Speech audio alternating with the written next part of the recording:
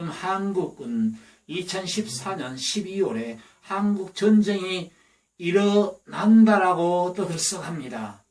어떤 전도자의 계시의 말에 의해서 많은 사람들이 유동하고 있습니다. 한국교회가 그동안 하나님께 얼마나 많이 기도하고 부르짖었습니까? 북한을 위해서, 전 세계를 위해서, 나라와 민족을 위해서 얼마나 많이 기도했습니까? 우리 한국이 얼마나 많은 선교사를 전 세계에 파송했습니까? 그런데 이게 어찌된 일입니까? 12월에 한국 전쟁이 일어난다니요? 만약에 전쟁이 일어난다면 우리 국민이 비참하게 죽어가게 될 것입니다. 무엇을 얼마나 잘못했습니까? 성경을 보면 솔로몬의 죄로 북방 이스라엘과 남방 유다로 갈라졌습니다. 북방은 아수르에게 포로로 잡혀갔고 남방은 바벨론에게 포로로 잡혀갔습니다. 이사야 10장 5절 말씀을 읽어보면 화 있을진저 아수르 사람들이여 그는 나의 진노의 막대기요 그 손의 몽둥이는 나의 분한이라 이렇게 기록하고 있습니다. 여러분, 북한이 존재하는 것은 남한의 모든 그리스도인들이 잘못된 길을 걸어갈 때 하나의 막대기요 몽둥이 역할을 하시기 위해서 북한을 존재케 하시는 하나님의 뜻을 알지 못하면 안 됩니다.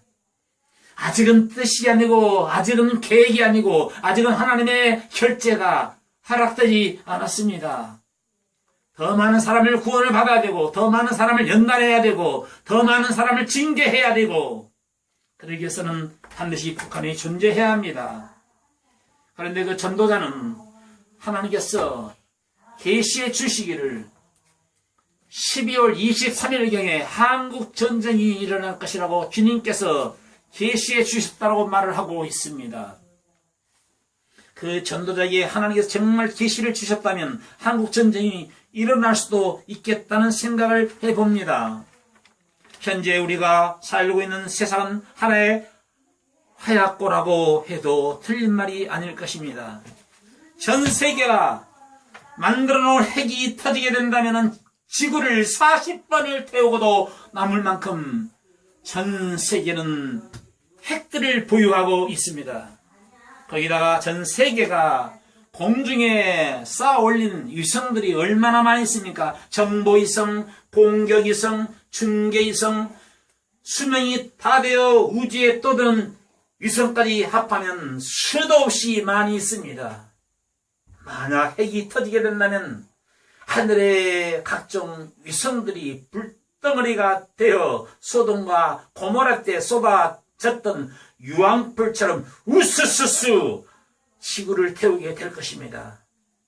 만약 북한 김정은이가 전쟁을 하다가 불리해지게 되면은 서울 한복판에 1메가톤급 핵탄두 하나만 떨어뜨린다고 해도 서울 시민 1000만에서 1200만 명이 죽게 될 것입니다.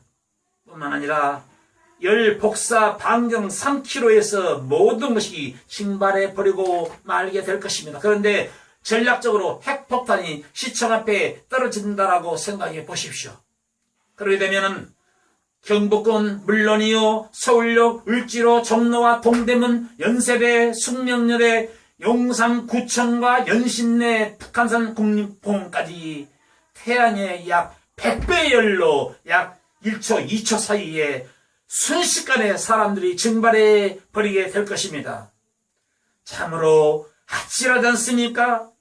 마치 카메라 후레쉬 터지듯 번쩍하는 순간에 모든 인간은 증발해 버리게 될 것입니다. 이렇게 된다면 참으로 무서운 일이 아닙니까? 피해자들은 자신이 죽는 것도 모르고 핵폭탄이 떨어진 것도 모르고 순식간에 사라져 버릴 것입니다.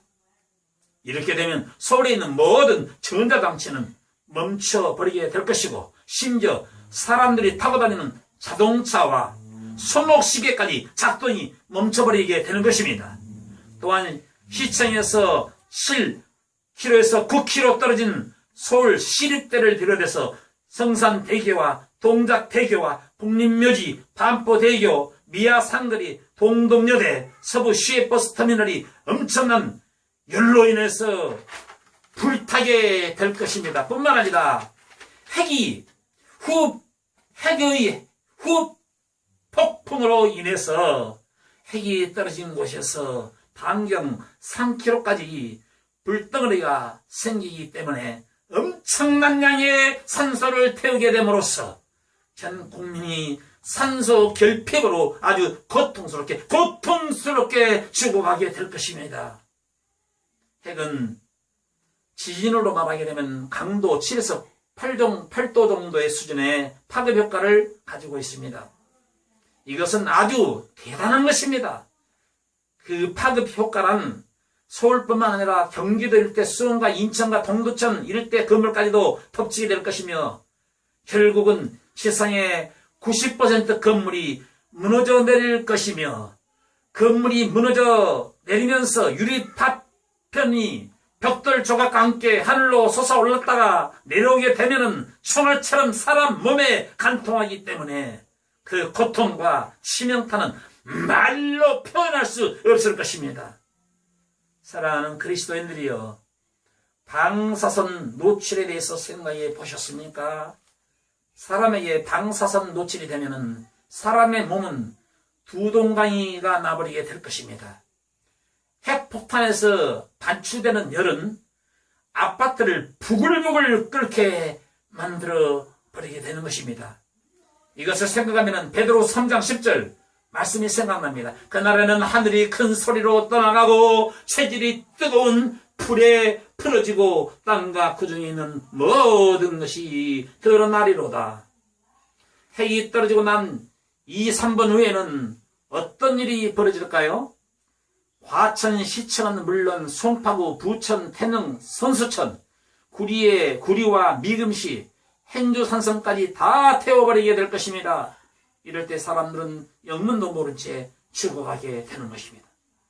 겨우 불길을 피해 살아남았다 하더라도 수많은 차량과 건물의 잔해들이 공중으로 올라갔다가 떨어질 때 수많은 건물의 잔해들은 한반도를 쑥대밭으로 만들어버리게 될 것입니다. 우박만 쏟아져 내려도 농작물의 피해는 말할 것이 없는데 여러분 한번 생각해 보십시오. 이런 건물들의 잔해들이 우박처럼 떨어져 사람의 몸을 덮치고 관통한다고 생각해 보십시오. 소름 끼치는 지옥의 광경이 아니라고 말하지 않을 수가 없을 것입니다. 미국의 우리 교민들이여, 캐나다에 거주하는 그리스도인들이여, 전 유럽에 거하는 그리스도인들이여, 고국을 위해서 기도해 주세요. 한국 전쟁은 결코 일어나서는 안 되는 것입니다. 핵이 떨어지고 나면 선낙진이라 불리우는 하얀 밀가루 같은 것이 우리 몸에 노출이 된다면 사람들은 6개월 안에 다 죽게 되는 것입니다. 또한 방사선은 어떻습니까? 하나의 오염물질과 같습니다. 시험, 열, 복사열에 노출되게 되면 살았다 하더라도 1년 안에 사망이 되는 것입니다. 결국은 일본까지 날아가서 사람에게 고통을 주게 되는 것입니다.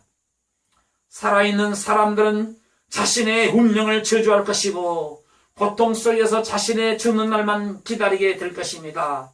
신앙이 연약한 신자들은 하나님이 살아계신다면 어찌 이런 일이 있을 수 있겠느냐며 자기 왕, 자기 하나님을 저주하게 되는 일이 벌어지게 될 것입니다. 이사야 8장 20절 말씀에 마땅히 율법과 증거의 말씀을 쫓으리니 저들의 말하는 바가 이 말씀과 맞지 아니하면 정령이 저희가 아침빛을 보지 못하고 이 땅으로 헤매며 고통하며 줄일 것이라. 줄일 때 변조하여 신앙이 변질되어 자기 왕, 자기 하나님을 저주할 것이라고 이사야 8장 20절 21절에 말씀하고 있습니다. 이렇게 무서운 날이 조만간에 일어날 것인데 사람들은 그저 먹고 마시고 시집가고 장가가는 데만 한눈이 팔려 있습니다. 나 혼자만 잘 살면 되고 나 혼자만 축복받으면 된다는 사상은 자기 자신을 죽이는 사상임을 알아야 하겠습니다. 문제는 12월에 한국전쟁이 어떤 예언자의 말처럼 일어나는가에 대해서 우리는 알아야 합니다. 주님은 종에게 아무런 응답도 하시지 않았습니다.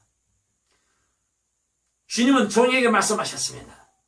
다만 저들의 말하는 바가 하나님의 말씀과 이 말씀에 맞지 아니하면은 거짓이라고 말씀하셨습니다. 잠언서 27장 1절 너는 내일 일을 자랑하지 말라. 오늘 하루 동안에 무슨 일이 일어날는지 내가 알 수 없습니다. 말씀하셨습니다. 여러분, 하나님께서 인간에게 비밀로 붙여준 몇 가지가 있는데 그 간단하게 말씀을 드리겠습니다. 인간의 개인의 죽음을 비밀로 붙여놓았습니다. 오늘 밤 12시에 죽는다 한다 하더라도 죽는 날짜를 알지 못해야 행복합니다. 오늘 밤에 12시에 죽는다는 것을 내가 안다면 얼마나 괴롭겠습니까? 그리고 전쟁과 인류의 종말을 비밀로 붙여놓았습니다. 내일 종말이 온다 한다 할지라도 그 종말의 비밀을 알지 못할 때 질서가 유지되는 것입니다. 내일 전쟁이 일어나고 종말이 일어난다고 하는 것을 인간이 알게 되는 순간에 질서는 파괴되고 말게 될 것입니다. 또한 세 번째는 예수님 자신이 비밀입니다. 영광의 복음의 강체가 많은 사람에게 비치지 못한 이유는 혼미케 하는 영에 의해서 주님이 비밀로 붙여져 있기 때문에 영광의 복음의 강체를 많은 사람들이 받아들이지 못하고 있는 것입니다. 그리고 네 번째는 예수님의 제 이름이 비밀인 것입니다. 그렇다면 언젠가는 성경 말씀대로 성경이 예언하고 있는 대로 성취되는 날이 분명히 있을 것이겠지만 날과 달과 시간을 가르쳐 주시면서 계시를 한 경우는 단 한 번도 없었다라고 하는 사실을 기억하시기 바랍니다. 그러므로 12월 한국 전쟁설은 사탄의 속임수요 거짓말이라고 하는 것을 주님께서는 말씀하셨습니다. 성경에 내 말을 도둑질하는 거짓 선지자에게 화가 있을 것이라고 말씀하셨습니다. 저는 처음에 주님의 말씀을 도둑질을 한다는 말이 무슨 말인지를 이해를 못했습니다. 예레미야 23장 30절 나 여호와가 말하노라 그러므로 보라 서로 내 말을 도둑질하는 거짓 선지자에게 화가 있을 것이다. 내가 치리라 말씀하고 있습니다. 하나님의 말씀을 인용해서 금품을 갈취하고 헌금을 갈취하는 것은 주님의 말씀을 도둑질해 먹는 것이라고 거짓 선지자가 이렇게 주의 말씀을 도둑질해 먹는 것이라고 주님께서 말씀하셨습니다. 주님께서 너희는 그 선지자나 꿈꾸는 자의 말을 청종치 말라. 이는 너희 하나님 여호와가 너희가 말씀을 다하고 마음을 다하고 슬픔을 다하고 뜻을 다하여 주 여호와 하나님을 사랑하는 여부를 알려 하사 너희를 시험하시니라. 신명기 13장 3절 말씀입니다. 여호와께서 내게 이르시되 선지자들이 내 이름으로 거짓을 예언하는도다. 나는 그를 보내지 아니하였고 그들에게 명하거나 이르지 아니하였거늘 그들이 거짓 계시와 자기 마음의 속임으로 너에게 예언하는도다. 예레미야 14장 14절 말씀입니다. 한국 전쟁의 예언이 사실이라면 이 엄청난 계시를 한국의 신실대로 참된 복음의 종들과 신학자들에게 왜 보여주시지 않으실까요? 미국의 신실된 종들에게 이 비밀을 말씀하시지 않을까요? 제가 지금 캐나다에 머물고 있습니다만 왜 캐나다에 있는 많은 신실된 주의 종들에게 이런 계시를 말씀하시지 않았을까요? 그러므로 한국전쟁에 계시받아서 말하려고 하는 그 자는 거짓 예언자인 것을 분명히 기억하시기 바랍니다. 거짓 예언자를 분별 없이 각 교회로 초청해서 거짓 예언을 받게 하는 목회자에게도 무서운 죄의 책임을 물으시겠다고 주께서 말씀하셨습니다. 한국의 그리스도인들이여 제발 깨어서 성경으로 돌아오시기 바랍니다. 성경 말씀만이 참된 하나님의 예언입니다. 그 외의 애는 모두 허상임을 기억해야 할 것입니다. 또한 천국과 지옥을 보았다고 하는 사람들이 왜 그렇게 많이 있습니까? 이 문제를 놓고도 지옥과 천국에 대한 실상과 허상에 대해서도 주님께서 가르쳐 주신 대로 확실하게 밝혀 드리겠습니다.